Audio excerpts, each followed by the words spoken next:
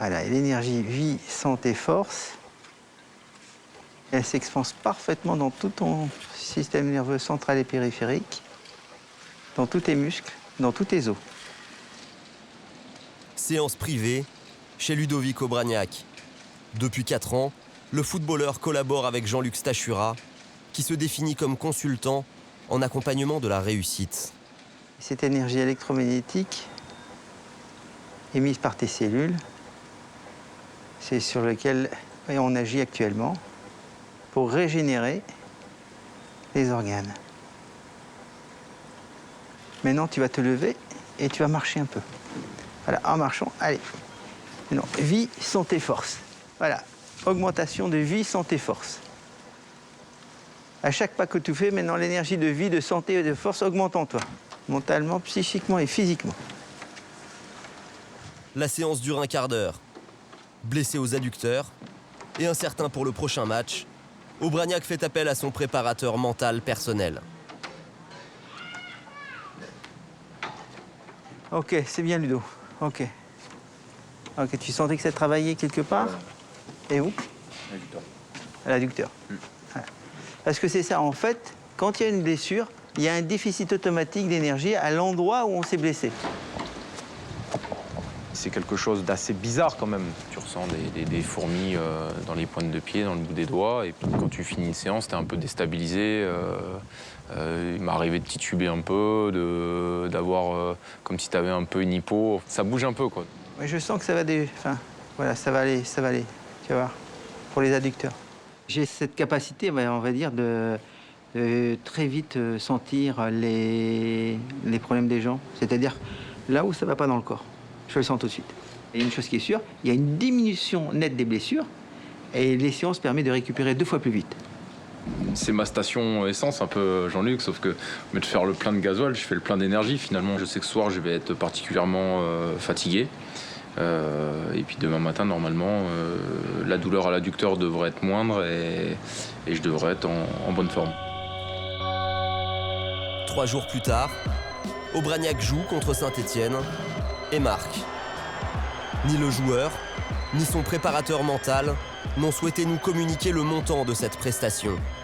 Mais selon nos informations, des négociations ont eu lieu entre Jean-Luc Stachura et un club français de national. Le prix réclamé par le praticien, 1 million d'euros pour une saison. Les mentalistes, aux frontières de l'irrationnel. Un sujet tabou dans le football, un univers difficile à pénétrer.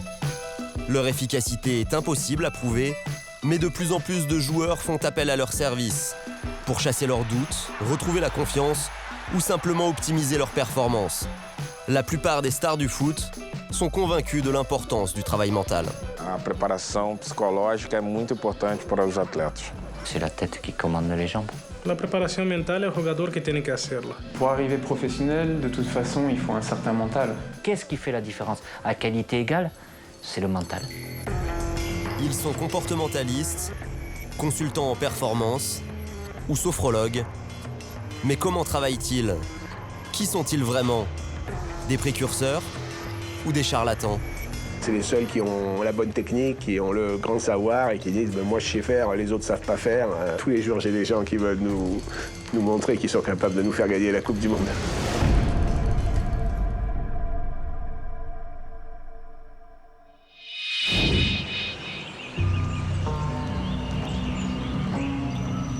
Ancien joueur et entraîneur de Bastia, Paul Orsatier est l'un des premiers en France à utiliser des préceptes de préparation mentale. Sa spécialité, comportementaliste.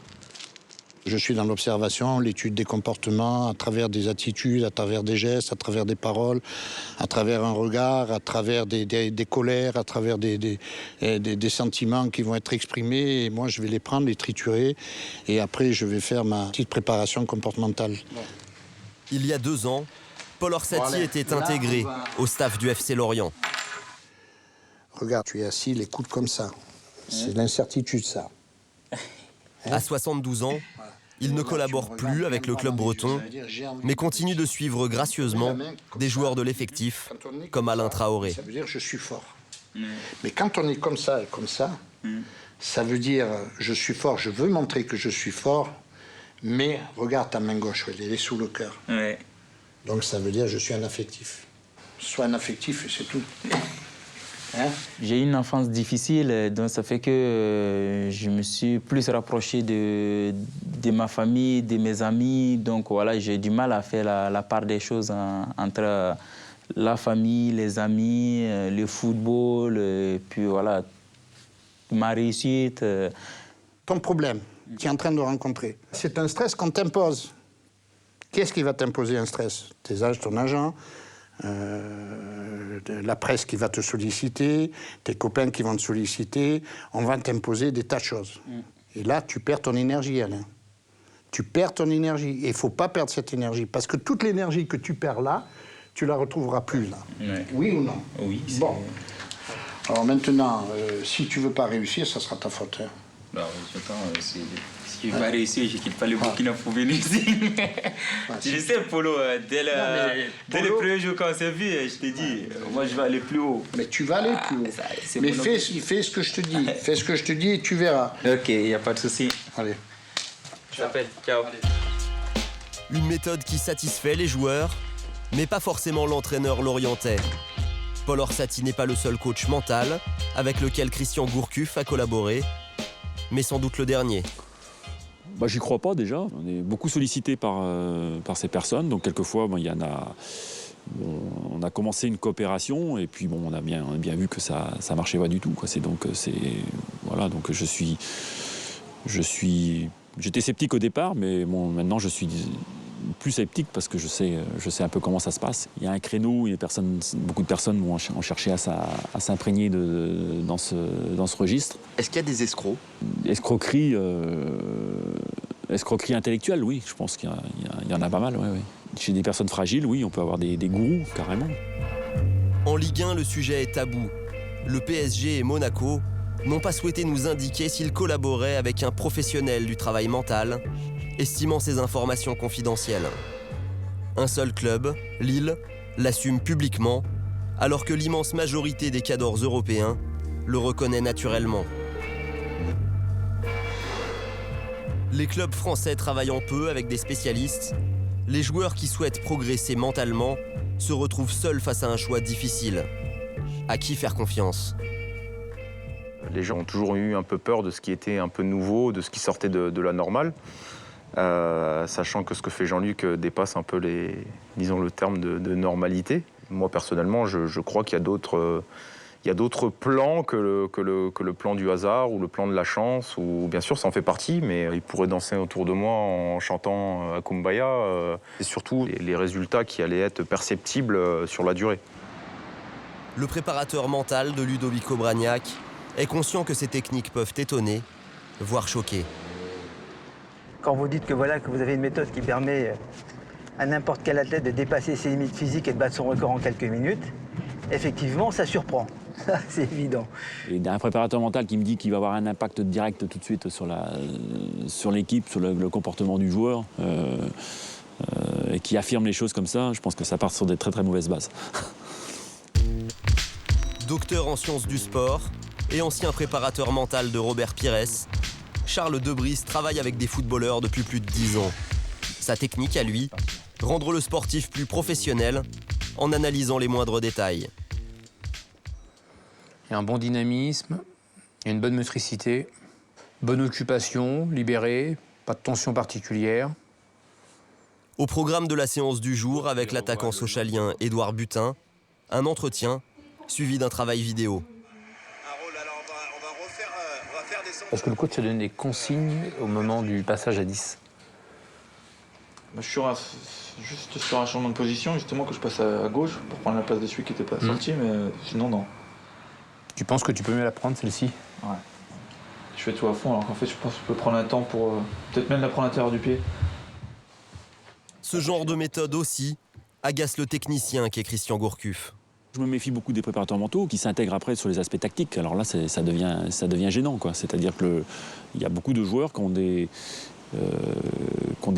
préparateurs où ils analysent leur match, donc avec des données tactiques qui ne sont pas celles de l'entraîneur. Donc là, ça commence. Il y a une ambiguïté.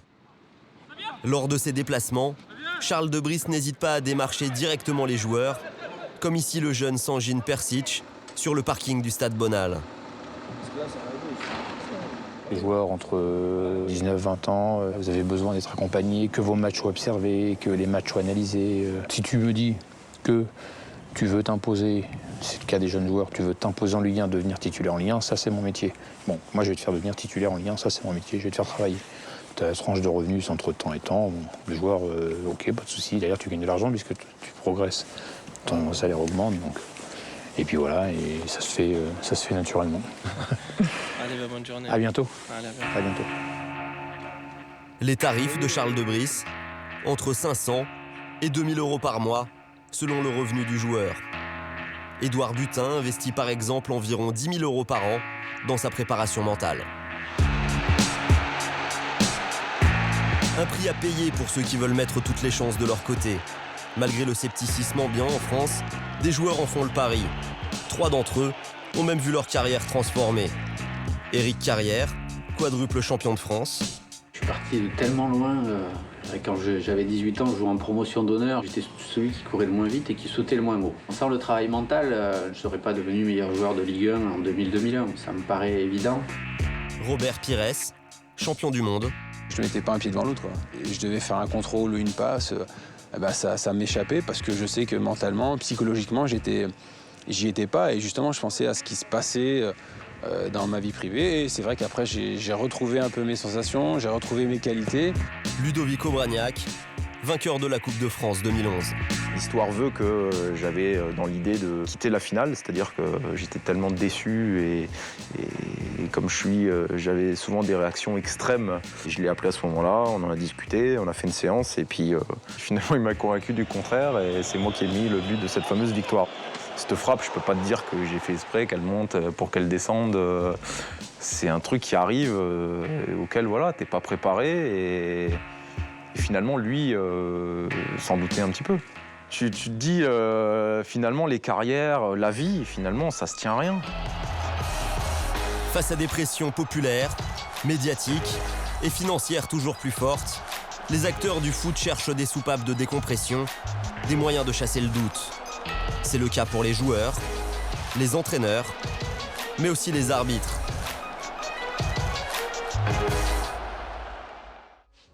Comme 5 de ses collègues, Anthony Gauthier participe à un programme de suivi mental organisé par la direction technique de l'arbitrage. Nous le retrouvons dans son vestiaire, à quelques minutes du coup d'envoi de Bordeaux-Lyon.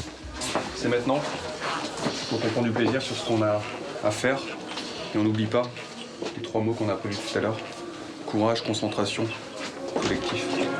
Pour la première fois, un arbitre nous permet de vivre l'intimité de sa relation avec ses assistants et son coach mental. Juste ce qu'on s'est dit, juste ce que tu sais faire. Allez.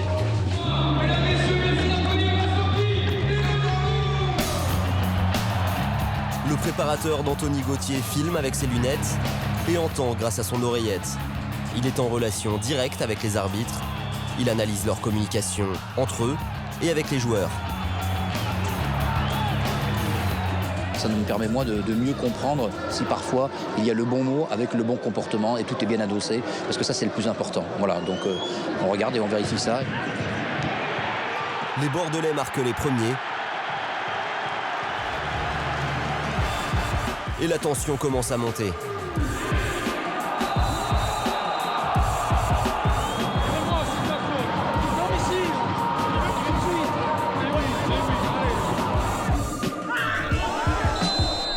Moi, à un moment donné, je fais une faute assez sévère et puis prends le temps de m'expliquer pourquoi il me sanctionne. Il faut qu'il y ait un échange sur le terrain et que l'arbitre puisse montrer qu'il a de la sérénité, peut aussi apaiser tout le monde.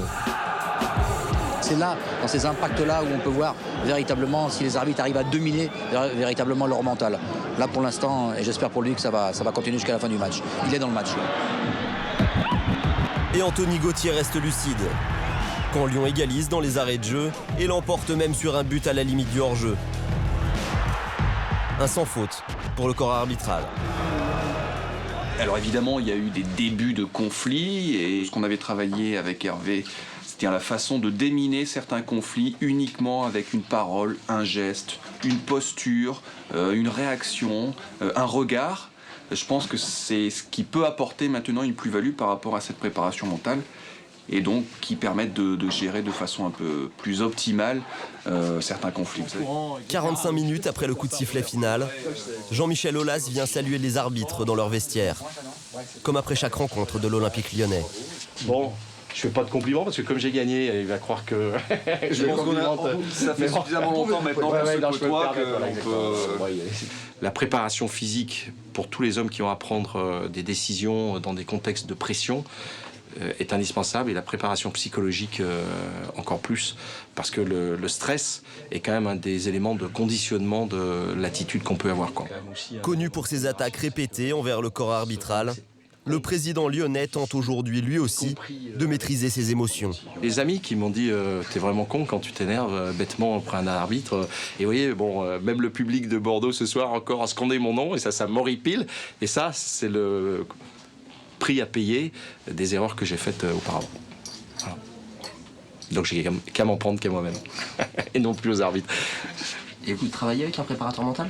Oui, je travaille avec, on n'appelle pas ça un préparateur mental, mais un conseiller, effectivement, en termes de psychologie, de comportemental, essentiellement. Ouais.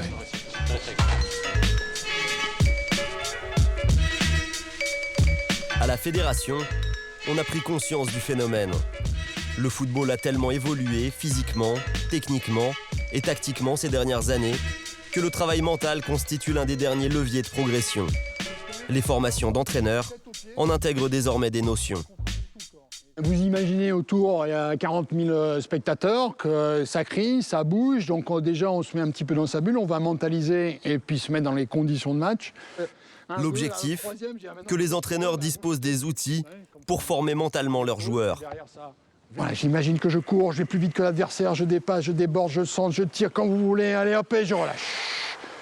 Allez, vous inspirez, vous inspirez, vous inspirez. Et j'imagine déjà tout ce que je peux faire avec la tête dans le terrain, tel que je suis placé, gardien, défenseur central. Et après, je relâche. Je laisse tomber. Et là, je sais où je vais la mettre et je la vois au fond, projection mentale de la réussite. Elle est dedans.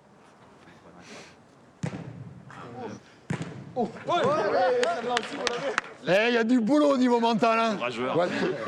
Dominique Lucas, ancien coach de pilote de chasse, utilise l'imagerie mentale et la sophrologie, technique de développement personnel basée sur la relaxation. De la lumière, c'est agréable, je suis bien, je suis fort. Et peut-être que je peux sortir de moi-même, m'observer, voir dans l'état où je suis quand je suis heureux, confiant, serein, satisfait. C'est agréable. Je suis bien. Je me sens fort. Entraîneur adjoint de l'équipe de France Espoir, Sylvain Matriciano coordonne le travail mental au sein de ses formations. La fédération tente aujourd'hui de rattraper le retard du football sur d'autres sports, comme le cyclisme, la voile ou le judo. Mais elle rencontre un problème majeur. Légalement, n'importe qui peut se dire coach en gestion de patrimoine, même s'il ne connaît pas la banque. C'est pareil avec la préparation mentale. C'est exactement pareil. C'est pas un danger ? C'est très dangereux, c'est très dangereux. Après, on ne peut pas le maîtriser. C'est très difficile de déceler les brebis galeuses, qui est bon, qui est moins bon, qui fait du bien, qui ne fait pas de bien. On essaie de structurer ça, de répertorier les gens qui travaillent déjà. On les reconnaît, mais on n'a pas sorti une labellisation.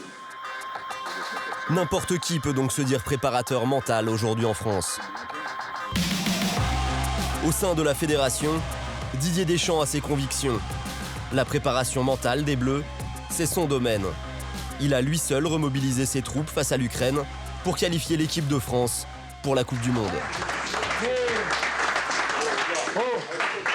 Si vous y avez été aujourd'hui, c'est une question de tête et d'envie. La qualité, vous l'avez. Savourez. Une grande partie de mon travail d'entraîneur, c'est de préparer mentalement mes joueurs. C'est excellent. Toute intervention extérieure, collective, ça ressemble un peu plus à un foutoir qu'autre chose, quoi. Au Brésil cet été, de nombreuses sélections, dont l'Angleterre, qui craint une énième élimination au tir au but, bénéficieront des services d'un psychologue ou d'un préparateur mental. Pas la France.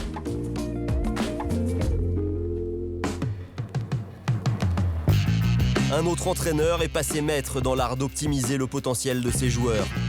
José Mourinho, l'un des hommes les plus titrés du monde. Le Portugais a sa vision propre de la préparation mentale. J'ai la conscience qu'une part importante de mon travail, c'est d'analyser les personnes. Je pense que la préparation, c'est global. Chaque exercice a un aspect physique, tactique, aussi mental, aussi psychologique. José Mourinho, l'homme qui a convaincu son buteur, Samuel Eto'o, de jouer arrière gauche en demi-finale de Ligue des Champions. Il m'avait dit simple, c'est le joueur le plus important qui doit se sacrifier pour le groupe. Et il me l'a dit, il me dit c'est comme ça. Mais José Mourinho sait également tenser publiquement ses joueurs. Le 17 février dernier, nous sommes même les complices involontaires de ce qui ressemble à une de ses leçons de préparation mentale. Notre caméra est à moins d'1 mètre de lui quand il attaque frontalement son meilleur attaquant, Samuel Eto'o, sans que personne ne nous ait demandé d'arrêter de filmer. Bon, Samuel Eto'o va de mieux en mieux, je dirais, quand même. 32 ans, ouais, c'est clair. Peut-être 35, je ne sais pas. Non, dans les matchs que nous sommes dominateurs, ça marche. Mais dans les matchs, c'était l'équilibre et nous avons besoin de quelqu'un pour... C'est la différence. Jamais. Ça marche pas. 2 semaines plus tard, Samuel Eto'o marque et répond sur le terrain en imitant un vieillard, pour le plus grand bonheur de son entraîneur. Il y a un mois, quelques minutes à peine après sa saillie contre Samuel Eto'o, le Special One nous avait livré les clés de la méthode Mourinho. La forme. La critique agressive et forte peut être fantastique pour une personnalité et peut être très négative pour une autre personnalité. Il faut connaître bien les personnes pour avoir le meilleur de toute cette personne. Est-ce que vous connaissez cette série télévisée Le Mentaliste? Parce que pour moi, de l'extérieur, c'est vous le mentaliste. Non. J'aime le mentaliste. Ouais.